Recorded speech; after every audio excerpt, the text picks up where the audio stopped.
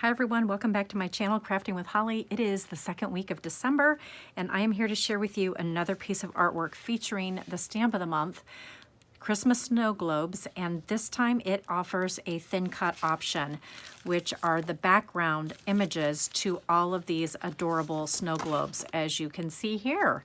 And it is such a great set. I've had a lot of fun creating some shaker elements. If you watched my week 1 video, I shared with you some shaker elements that you can create with this. And there's just so many other fun options that you can do with this, not just for cards. I'm actually going to show you a layout that I created for the end of this month. So let's go ahead and get started.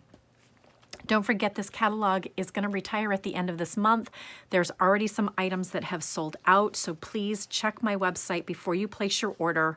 I am sad to say that the Silver Bells scrapbooking stamp and thin cut has sold out, and there's a couple of other things that have as well. I think the Evergreen scrapbooking stamp set and thin cut has as well. So again, like I said, please check my website before you place your order, because I don't want you to be disappointed when you can't find the item that you're looking for. And we are on bundle number 3 reorder of the Triangle Trees bundle. So I hope you grabbed your set before these sell out as well. So much goodness in this catalog. I think it's one of my favorite catalogs of all time, not only because of the winter themed papers, but just I love the colors, and I use the mix-in paper a lot with the Evergreen collection. It is just such a perfect complement to it. But these are some additional cards that I have made, and I can't wait to share with you how to make these. I got to give a huge shout out to Jean Johnson, who is a sideline of mine, who made this card for our holiday party. And when I saw it, I was like, oh, Jean, this is magnificent. And I couldn't wait to come home and recreate it and share with you guys how to make this. It's just so fun. And you still can open the card up and write your sentiment inside for the person that you're going to send it to. But isn't that just so fun and interactive? And then another maker at the same holiday party made this version. And again, I couldn't wait to come home and replicate it. Super simple, but I didn't even think to do a punch out of this onto the card front and then make it a nice fun fold card. So there is another option for you. And then lastly is this fun kind of double Z fold card.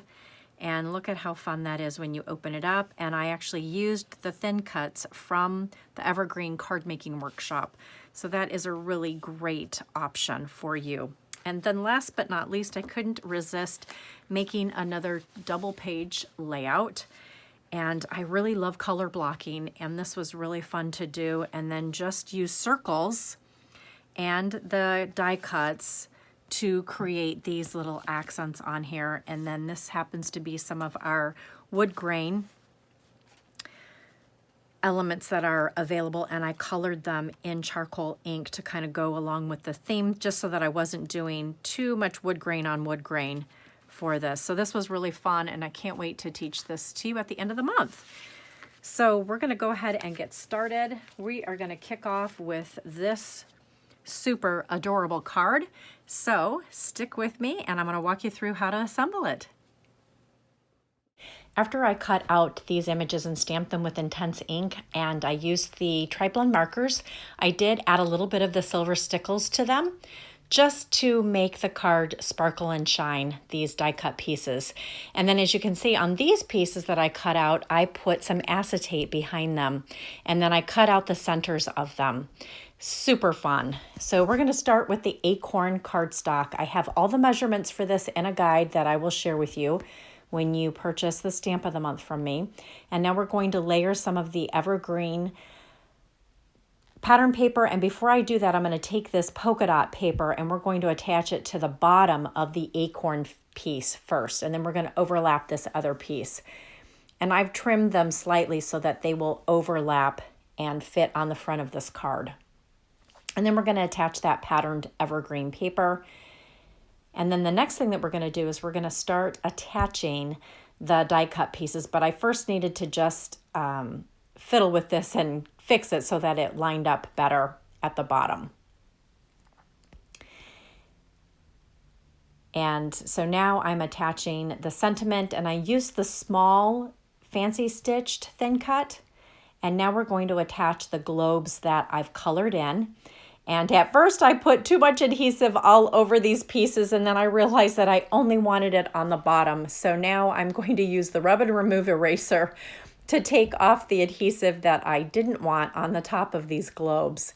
So now you're seeing me fix my mistake with the rub and remove eraser, which happens to be a fabulous product. If you don't have it, you will want it in your arsenal because it really does remove all the adhesive off of any project without tearing your paper. And now I've got to do the same thing on this other globe. So I apologize, but this is real life and you guys get to see me fix my mistakes, which happens quite a bit when I am paper crafting. I don't know about you, but sometimes some projects are a little bit easier than others. Okay, so now I'm going to attach the adhesive just to the bottom of these globes, and we're going to put it on that first piece of that polka dot paper.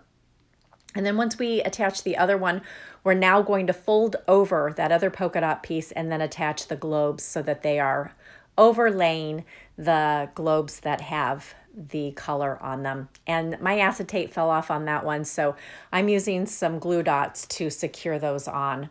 I don't know what happened, but my liquid adhesive just wasn't strong enough.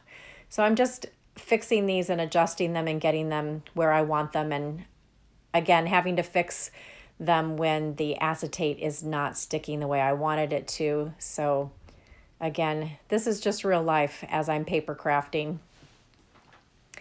And I'm just adjusting these and getting them in place. And then I forgot that I did put the shimmer paper, the glitter paper on. So now I'm taking those globes off and I'm putting the glitter paper right on top.